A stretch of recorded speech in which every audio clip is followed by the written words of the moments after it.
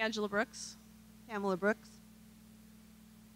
So we happened to be in San Francisco when Prop 8 came down the first time and the Supreme Court in California ruled. We happened to be there on vacation, and I told Pamela, well, we should just go down there and see what's happening. So we were in San Francisco when all that came down, and we're just very excited about it. And we were already planning a wedding before we knew that was even a possibility. We had decided we would have our own wedding, and we had planned that for August. But then all of a sudden it became possible that maybe we could do it legally. So we talked about whether we should do that or not.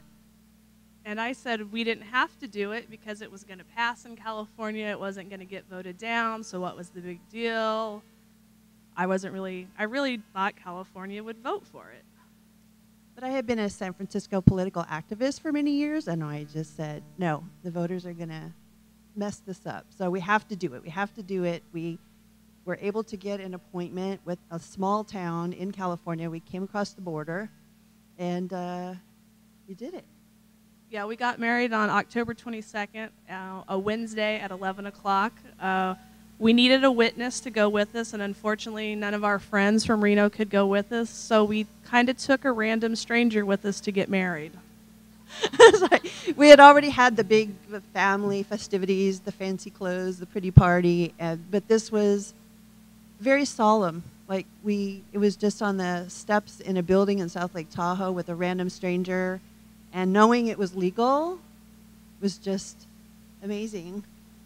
Yeah, I'm glad we're California married, and I would go to all 50 states and marry her again.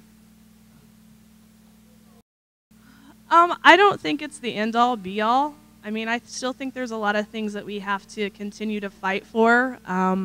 You know, this is just a step in the right direction, and you know, it's a choice. If people want to get married, they can. If they don't have to. But I think for some people, it's the DOMA is needed. They need all those 1,100 laws right now.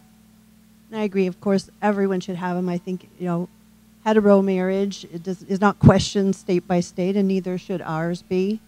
I would marry her in every state, and I'm a willing person. If anybody wants to put that together, I'll go marry her in every state.